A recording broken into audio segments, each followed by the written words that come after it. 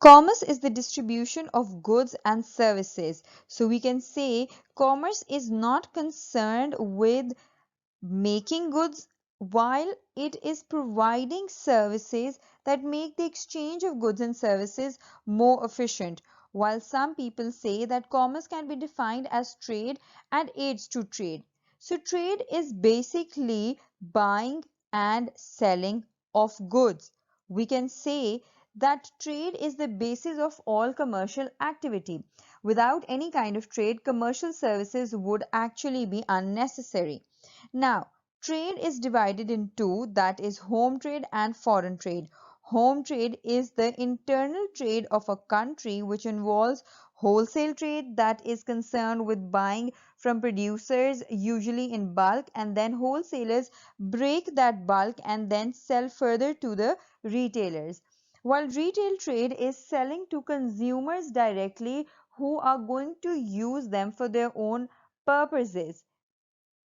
Now, foreign trade is actually the external trading of a country, that is export and import trade. By external, I mean that when you trade between two different countries and a seller lives in another country while the buyer lives in another country. Export trade usually is the sale of goods and services to buyers in other countries to earn foreign currency and also to dispose of your surpluses, while import trade is buying of goods and services from sellers in another countries. Moving on to aids to trade. Aids to trade are generally the commercial services that help trade to function, such as we have banking and finance, communications, warehousing, advertising, and transport. They are also called ancillaries to trade because these aids to trade help in trading. Aids to trade, these are the commercial services that assist trade. First, we have banking and finance. Now, banking and finance are methods by which payments are made, provides finance for trade as well. So, banking, we can say that allows the sellers to receive their payments into their bank accounts, and their payments are securely kept there. Also, there are other services that the banks provide, like bank statements, their ATMs, there's internet or telephone banking. Also, they provide loans and overdrafts and mortgages to the people or businesses requiring them. Then we have communications, extremely important in these days. This enables people to contact one another, both home and foreign trade. Now we see that there's so many, like we can say that there's globalization that has taken place, and mostly that is because of the advancement in communication. We're sitting in Pakistan, we can contact a buyer in America and deliver goods using transport. We also see that with the development of internet and email, the communication are much more immediate and far reaching, and they have speeded up as well. Talking about transport, this helps in movements of goods, raw materials, equipment, and people from place to another. Now, transport is not just used in the for the primary producers, but we see that the raw materials can be taken from primary producers to the manufacturers. Manufacturers deliver goods to the wholesalers or the retailers, and then finally the goods can be delivered to the consumers. And not just that, transport also enables people to get to work as well. And this is not just talking about home trade, but internationally as well. We see that there's so many transport forms like road, rail, air, sea, pipeline, and without these methods, we see that goods and services would be confined to the areas where they are produced.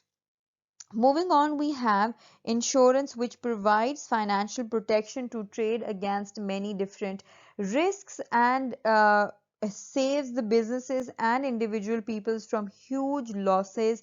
And there are a variety of insurance policies available, and the best part is that the business can trade with confidence because they know that they are protected against losses if the risks occur, like fire or theft. Moving on, we have a warehousing, another important aids to trade. That is, it provides storage for goods uh, after they are manufactured, or even while in process they can be stored till they are required.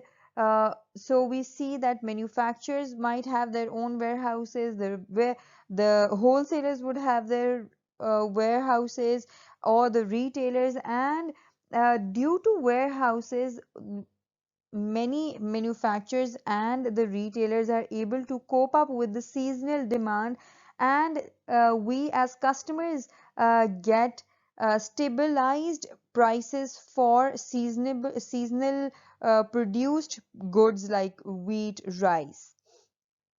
Moving on, we have advertising, which is an important part of marketing goods and services.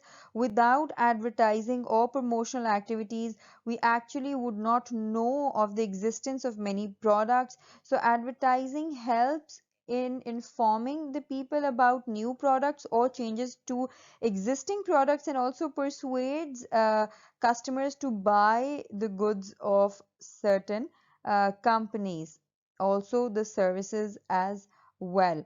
Now, all of these aids to trade are extremely important, and we will be discussing these in much more detail as we move on with our syllabus. So if there's anything that you haven't understood right now, we'll be doing this in detail as they are tested in the exams a lot.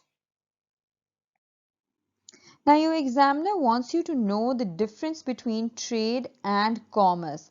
So, basically, trade is referred to as the basic economic activity that involves buying and selling of different goods and services between two or more parties involved in the transaction, while commerce involves all the activities that aid in promoting the exchange of goods and services from the manufacturer to the last customer.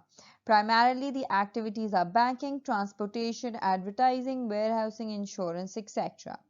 Now, what you need to understand is that trade is the basis of all commercial activity, and without any kind of trade, commercial services would be unnecessary. So, they both are actually, we can say, linked to each other. That is, you require uh, trade to use the commercial services, and trade cannot flourish without the commercial services. As we saw previously, that some people actually define commerce as trade and the aids to trade.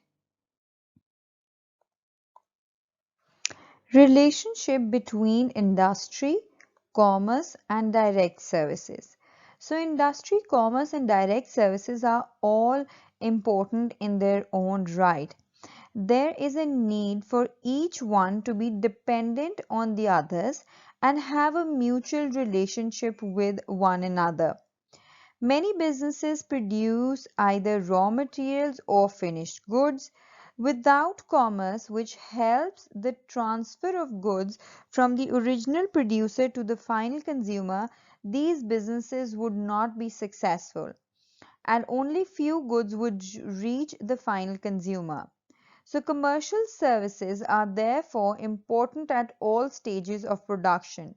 By all stages of production, we mean the primary, secondary and tertiary.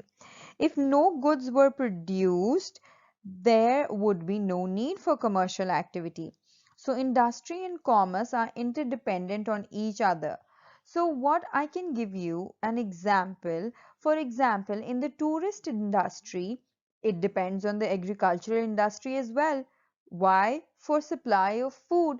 So some farmers sell their products, for example, vegetables, citrus fruits or any other, or even directly to the hotels or to the wholesalers, which finally reach the tourists. And the tourist industry is an important earner of foreign currency.